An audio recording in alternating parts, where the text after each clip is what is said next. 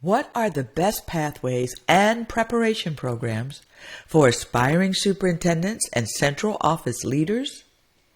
Well, it is a question I hear more than almost any other when I sit across from talented, passionate K-12 administrators who sense that they are built for something more, who feel the pull toward district leadership, but are not quite sure how to get there with intention, competence, and clarity. I remember a conversation I had some years ago with a bright assistant principal, a leader who showed up every single day with fire in her eyes and strategy in her heart. She had the talent, she had the heart, she had the resilience that this work demands.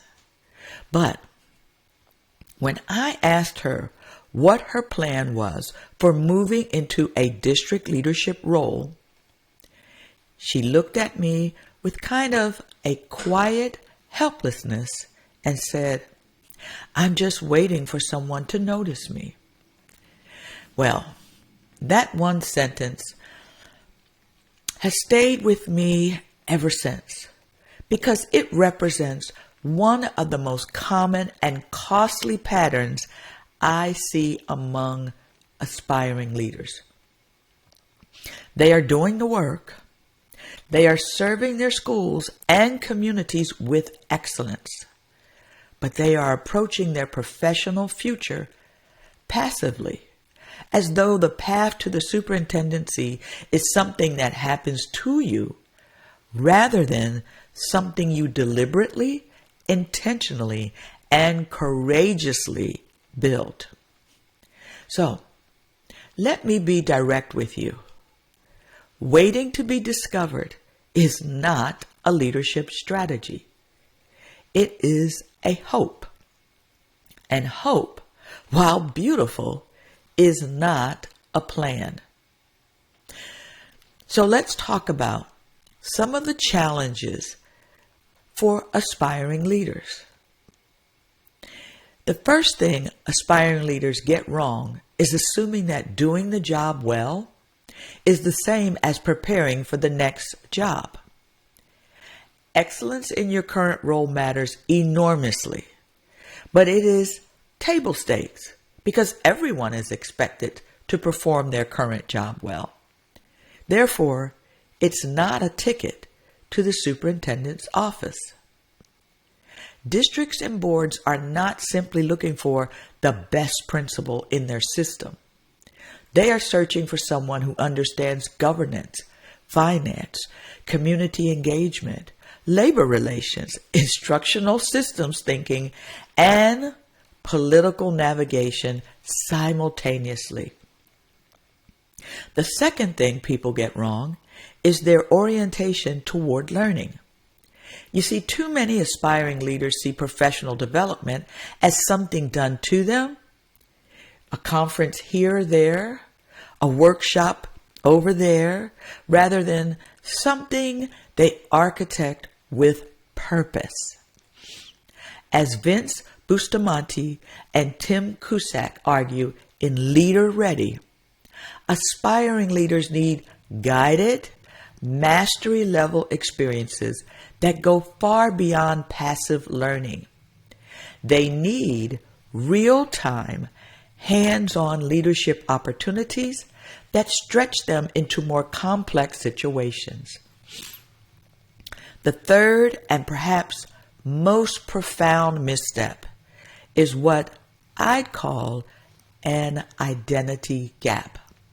You see, many aspiring superintendents and central office leaders still see themselves as educators who happen to be in leadership, rather than leaders who are called to shape entire systems. John Maxwell was right when he said that everything rises and falls on leadership. So until you begin to inhabit the identity of a district leader, not just the title, but the full weight and vision of the role, you will keep showing up underprepared even when you are technically overqualified. So what do you do to avoid these missteps? Well, it starts with building yourself with intention.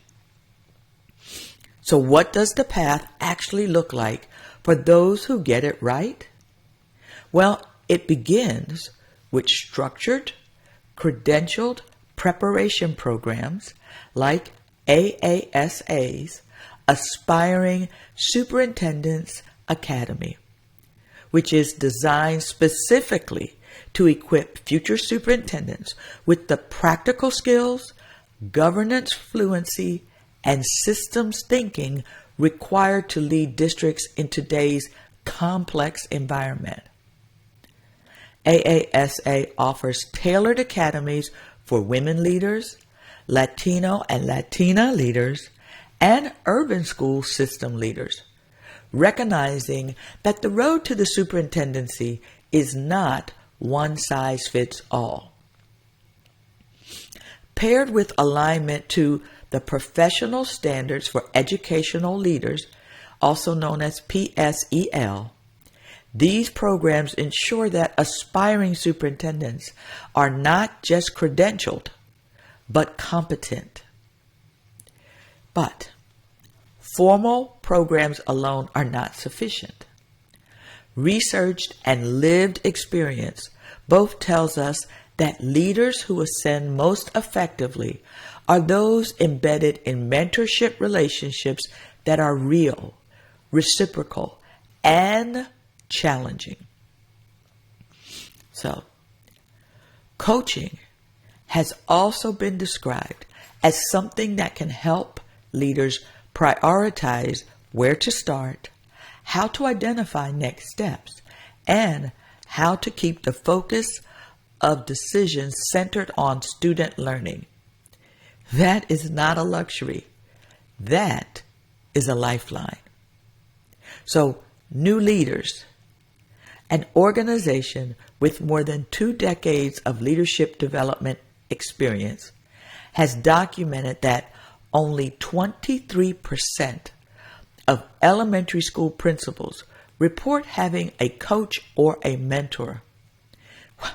That is a staggering gap, given what we know about how coaching accelerates leaders' effectiveness and retention. So if you are an aspiring central office leader and you do not yet have a mentor, finding one, well, it is not optional. It is urgent. You see, the leadership pipeline crisis is real.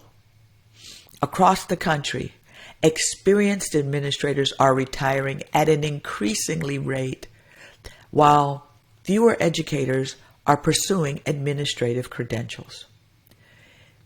Why? Well, the role has grown exponentially more complex, encompassing student wellness, community relations, instructional leadership, regulatory compliance, and labor management. This is not a moment to drift toward leadership. It is a moment to sprint toward preparation. The aspiring leaders who rise are those who, as Bustamante and Cusack describe, move systematically from foundational understanding to guided practice to mastery, supported by trusted mentors who know when to prompt, when to push, and when to give them the wheel entirely. They seek out cohort-based experiences, leadership residencies, and university partnerships that align preparation with the actual demands of district leadership. They engage in the hard conversations. They study the budget. They sit in board meetings. They learn governance not from a book, but from proximity to those who practice it daily. And critically, They do the inner work. The best preparation programs on earth will not serve you if you have not done the personal leadership reckoning, the clarity seeking about your values, your vision, your non-negotiables, and the kind of leader you are committed to becoming. You see, leadership development at its highest level is identity development. So let me give you the call to action for you. That assistant principal I mentioned earlier, she stopped waiting to be noticed. She enrolled in a structured leadership development program, sought out a mentor who challenged her thinking, and began showing up in spaces where district leaders operated. Within a few years, she stepped into a central office role, not because someone finally chose her, but because she had chosen herself, and then had done the work to back it up. That story is available to you too. So, here's my encouragement. Do not wait for someone to tap you on the shoulder. Audit your preparation right now. First, are you enrolled in or connected to a formal aspiring leaders program? Next, do you have a mentor who challenges you rather than affirms you? Followed by, are you seeking leadership experiences at the mastery level beyond your current role? And last but not least, are you building relationships across your district, your state, and the professional community that will open doors and sustain you when leadership gets hard? Because here's what I know for certain. The children and the communities you will one day serve at the highest level cannot wait for you to get ready someday. They need you to get ready now. So the question is not just what are the best pathways for aspiring superintendents? The real question is, what pathway are you walking, and are you walking it with intention?